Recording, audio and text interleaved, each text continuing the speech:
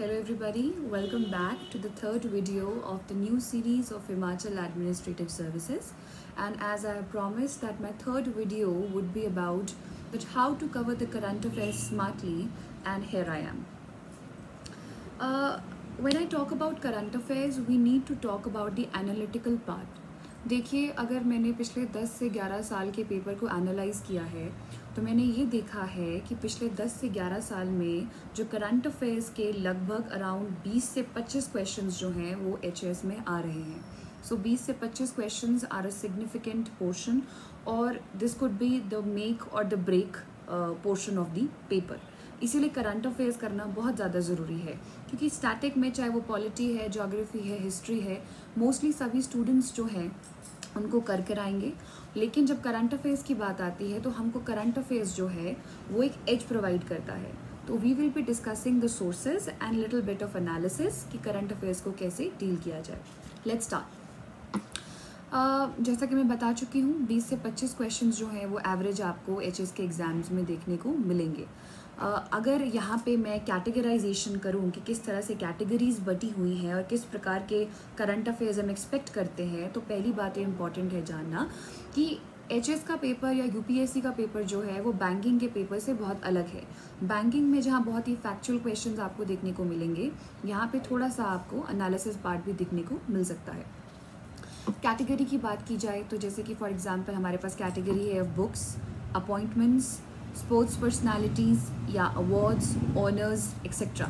अगर मैं आपको एग्जांपल देती हूँ जैसे कि इंडिया का rank in ease of doing business, वो पिछले साल क्या रहा, वो इस साल क्या है, ये आपके लिए जानना ज़रूरी है, एटलीस्ट 2 साल का. Similarly if I talk about awards and honours, आपको नोबेल प्राइज़ दिए जाते हैं, हर साल दिए जाते हैं. For example Nobel prize in chemistry, Nobel prize in physics, तो ये भी इम्पॉर्टेंट जो आपके लिए जो है इम्पॉर्टेंट हो जाता है. स्पोर्ट्स में कोई इम्पॉर्टेंट पर्सनालिटी है या इम्पॉर्टेंट उसने अचीवमेंट की है तो ये भी आपके लिए जानना ज़रूरी है. कोई इम्पॉर्टेंट बुक है, किसी इम्पॉर्टेंट पर्सन ने वो बुक लॉन्च की है तो ये भी आपके लिए जो पता होना ज़रूरी है. इंडेक्सेस मैं बता चुकी हूँ, पर्सनालिटीज़, बुक्स एक्सेट्रा. एक और मैं बात बोलना चाहती हूँ. देखिए, current affairs is a very wide thing. मतलब ऐसा नहीं है कि आज मैंने कोई करंट अफेयर पढ़ा और एक हफ्ते तक वो करंट अफेयर जो है वो मुझे याद रहेगा. सो यहाँ पे जो नोट्स मेकिंग का जो कॉन्सेप्ट है वो बहुत ज़्यादा इंपॉर्टेंट है. आपको एक बिल्कुल छोटी सी कॉपी लगानी है, इसके लिए नोटबुक लगानी है, और जो भी आप करंट अफेयर्स पढ़ रहे हैं, for example you can divide your notebook into various components. से वी हैव दिस नोटबुक, हमारे पास नोटबुक है. आप इस नोटबुक को बेसिकली जो स्टिकर्स आते हैं आपके उसको यूज़ कर सकते हैं and you can put this much of portion कि मैंने इतना पोर्शन जो है वो मैंने इंडेक्सेस के लिए रख लिया है. तो इंडिया का इंडेक्स किसी भी चीज़ में, चाहे वो ईज़ ऑफ डूइंग बिजनेस है, चाहे वो हेनली पासपोर्ट इंडेक्स में है, या फिर ग्लोबल हंगर इंडेक्स में इंडिया का क्या रैंक आया है, ये जानना आपके लिए ज़रूरी है. तो आप इसको इस पोर्शन में लिख सकते हैं. सिमिलरली अगर आप देखेंगे यूपीएससी में भी इस तरह से क्वेश्चन आते हैं कि ये वाला जो जानवर है क्या वो इंडेंजर्ड है, क्रिटिकली इंडेंजर्ड है, वल्नरेबल है या नियर थ्रेटेंड है. तो इस तरह से जो हिमाचल में भी ये क्वेश्चन जो है आपको आने वाले टाइम में देखने को मिल सकता है, क्योंकि यूपीएससी जो है वो और जो हिमाचल है they are basically now converging. Next I would like to talk about the magazine component कि मैगज़ीन कहाँ से कवर करें, या न्यूज़पेपर में से क्या हिमाचल का या सिविल्स का प्रीलिम्स जो है वो निकल सकता है. So my answer is no, क्योंकि जो आपका न्यूज़पेपर है वो आपको स्पेशली द एडिटोरियल पोर्शन वगैरह वो आपको हेल्प कर सकते हैं मेंस की आंसर राइटिंग में. वो मेंस की आंसर राइटिंग में आपको इनरिच कर सकते हैं. But when it comes to prelims के लिए specifically current affairs, you actually have to be very very specific.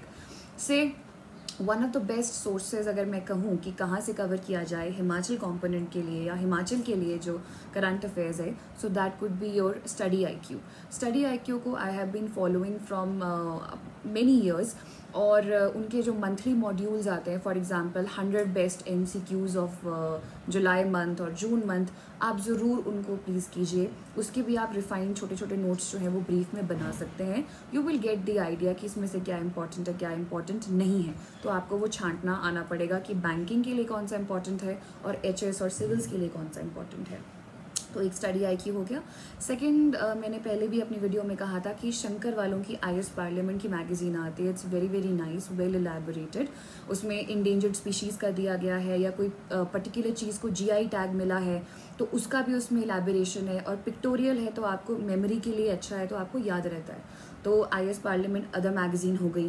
Then एक आपका जो सिविल स्टाफ हिमाचल है, वहाँ भी उनकी भी जो वेबसाइट पे जो मैगज़ीन है वो भी काफ़ी हैंडी है, और वो काफ़ी समय से इस मैगज़ीन को जो है वो अपडेट करते आए हैं monthly, that is civil staff Himachal.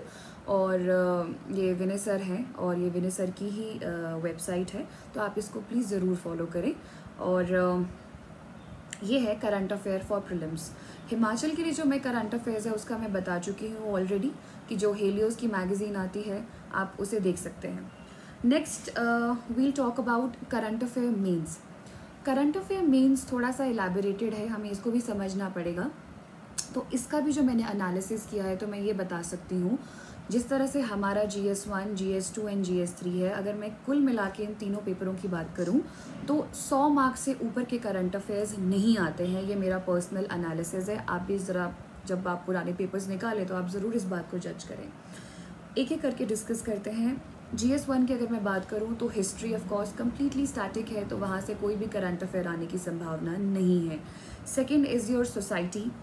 तो सोसाइटी में भी क्वेश्चन वैसे नहीं आ सकता, बट कोई पॉलिसी आई है तो पॉलिसी ओरिएंटेड क्वेश्चन आने की जो संभावनाएं हैं वो बढ़ जाती हैं। ज्योग्राफी पोर्शन में से भी जो है करंट अफेयर एक्सपेक्टेड नहीं है, लेकिन ज्योग्राफी के जो आपका डिज़ास्टर मैनेजमेंट कंपोनेंट है वो वहाँ पे क्वेश्चन जो है एक्सपेक्टेड है। तो डिज़ास्टर मैनेजमेंट में चाहे आपका वो वाटर स्कार्सिटी का इशू है, या कहीं लैंडस्लाइड है, या कहीं फ्लड्स है, उसे कैसे कंट्रोल किया जाए, एंथ्रोपोजेनिक इम्पैक्ट क्या रहा है एनवायरनमेंट पे, सस्टेनेबल डेवलपमेंट किस तरह से हो सकती है, तो इस तरह के एंगल्स पे जो है डिज़ास्टर मैनेजमेंट से क्वेश्चंस आ सकते हैं current oriented. Next we'll talk about GS2। तो GS2 ऑफकोर्स जो आपका पॉलिटी है, कोई स्पेसिफिक पॉलिटिकल इशू है तो उस पर क्वेश्चन आ सकता है, जैसे कि आपका सिटीजनशिप अमेंडमेंट एक्ट है तो उससे जो कंट्रोवर्सी पैदा हुई है उससे क्या इम्पैक्ट पड़ेगा, तो इस तरह के जो पॉलिसी ओरिएंटेड पॉलिटिकल क्वेश्चंस हैं वो कुछ एक्सपेक्टेड है। अदरवाइज जो आपका पॉलिटी रहता है, GS2 रहता है, वो भी स्टैटिक रहता है और ज़्यादा करंट की संभावना यहाँ पे भी नहीं है। गवर्नेंस में भी आपको 1 से 2 क्वेश्चंस जो हैं वो करंट अफेयर्स के मेंस में दिखने को मिलते हैं, not more than that. Next, if I talk about international relations, so that is purely current based.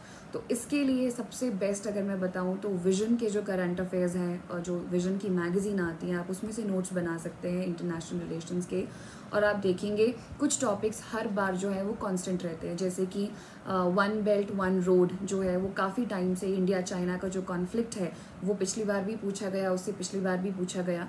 कहीं ना कहीं इंडिया चाइना के जो रिलेशनशिप्स है उसको, क्योंकि वो न्यूज़ में बने रहते हैं तो इसीलिए वो जो है करंट अफेयर्स का भी पार्ट बन जाते हैं इजीली।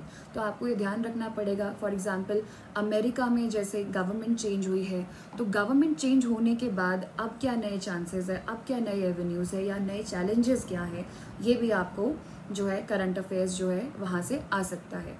जैसे कि अमेरिका का जो प्रेशर रहा है ईरान पे, तो उसका इम्पैक्ट इंडिया पे क्या होगा, स्पेशली इंडिया के जो डेवलपमेंट प्रोजेक्ट्स है जैसे कि चाबहार, तो उस पर क्या डिले होगा, क्या वो डिले होगा, उस पर क्या कॉस्ट बढ़ सकती है, कॉस्ट एस्केलेशन एक्सेट्रा, और हमारे जो स्ट्रेटेजिक रिलेशन है वो कैसे इम्पैक्ट होंगे, ये सब जो है आपका IR का पार्ट है। इस तरह के एनालिसिस के लिए आपको बेसिक इन्फॉर्मेशन होना बहुत ज़रूरी है। You can follow vision magazine purely for that. Insights is also good, but I will not recommend you कि बहुत सारी मैगजीन, एक मैगजीन पढ़ें, उसको बढ़िया तरीके से पढ़ें, क्योंकि IR से कम ज़्यादा नहीं तो 7 to 9 क्वेश्चंस आ जाते हैं, और ज़रूर उसमें डायग्राम्स का जो इस्तेमाल है उसको ज़्यादा से ज़्यादा करें। फॉर एग्जांपल अगर मैं आपको दूँ, INST कॉरिडोर का आता है या अशकाबाद अग्रीमेंट आता है, तो उसमें एक डायग्राम कॉन्स्टेंटली विजन वाले जो हैं वो डाल देते हैं, तो वो डाल रहे हैं, इट मीन्स आपको भी अपने आंसर में डालना है, मैंने भी अपने आंसर्स में डाला है to make it more look attractive, और वो एग्जामिनर का भी जो है ध्यान खींचता है अपनी तरफ कि नहीं, शी और ही नोज इट, और इस तरह से जो डायग्राम है वो इम्पॉर्टेंट है, आप ज़रूर वहाँ पे 2 नंबर ज़्यादा ले जाएंगे। If I talk about GS3, that is economy में भी स्टैटिक पोर्शन रहता है। सर्वे बजट में से अगर कुछ एनालिसिस निकल कर आए तो वहाँ पर आ सकता है, बट जो की कॉन्सेप्ट है of inclusive development, sustainable development, ये जो है वहाँ पे रहते हैं। टूरिज़्म जो है हिमाचल के कंपोनेंट में ज़्यादा नहीं है, 2-3 साल से आप देखेंगे सेम ही क्वेश्चंस जो हैं वो वहाँ पे आ जाते हैं करंट के, तो nothing new. Then we have space completely आपका जो है वो करंट बेस्ड है, और space, science and technology, energy, इन चीज़ों के लिए मैंने विजन के मॉड्यूल्स ही फॉलो किए थे, मैंने ऑर्डर भी किए थे। और वो एक वाजीराम की भी बुकलेट्स आती हैं, बहुत पतली सी बुकलेट्स होती हैं इन चीज़ों के लिए, specially science and technology etcetera. उसमें आपके न्यूक्लियर प्रोग्राम्स वगैरह हैं जो रिपीटेडली पूछे जा रहे हैं, PSLV, GSLV, जैसे पिछली बार भी क्वेश्चन आया था स्पेस पे, तो इंडिया का जो अपनी ऑर्गेनाइजेशन है इसरो, उस पर भी क्वेश्चन आया था। तो इस तरह के क्वेश्चंस को हैंडल करने के लिए, क्योंकि ये करंट और स्टैटिक का मिक्सचर रहते हैं, आप विजन का मॉड्यूल या वाजीराम का मॉड्यूल इजीली फॉलो कर सकते हैं, और आपको जो है डेफिनेटली जो करंट अफेयर में इस तरह से प्रॉब्लम नहीं आएगी। एक लास्ट बात मैं बताना चाहती हूँ कि जैसे मैंने आपको ये भी कहा था कि freeupscmaterial.org पे आप जाओगे और वहाँ पे टेस्ट सीरीज़ फॉलो कर लोगे, विजन की कर लोगे, GS कोर की कर लोगे, फोरम की कर लोगे, कम से कम 3-4 आपको टेस्ट सीरीज़ करनी है। ये आपको प्रीलिम्स में बहुत ज़्यादा कॉन्फिडेंट जो है एक कॉन्फिडेंट महसूस कराएगी। आप जब अभी मॉक टेस्ट में अपनी टेस्ट सीरीज सॉल्व करेंगे तो एक बात ज़रूर याद रखिए, आपको कोई ना कोई क्वेश्चन नया ज़रूर दिखेगा कि ये करंट अफेयर का क्वेश्चन है, मुझे नहीं आता। So just right it down, क्योंकि मेमोरी थोड़ी सी शॉर्ट होती है, आपको उसको रिवाइज भी बार बार करना है। तो टेस्ट सीरीज़ में से भी चीज़ें आप जो हैं करंट अफेयर्स को निकाल सकते हैं। This is how you do your 360 degree preparation for current affair, for prelims as well as for mains. अगर ये दोनों अच्छे से हो गया तो इंटरव्यू में वैसे भी कोई प्रॉब्लम आपको नहीं आएगी। फॉर फर्दर क्वेरीज़ आप मुझे DM कर सकते हैं, और मेरा एक YouTube चैनल भी मैंने अब लॉन्च कर दिया है, इसका नाम है ओशीन्स कॉर्नर। आप वहाँ पे भी जो है मेरे साथ जुड़ सकते हैं, और साथ ही आप सिविल स्टाफ हिमाचल को भी देखिए, it's also good channel. So stay tuned, stay safe, and God bless you all. Thank you so much.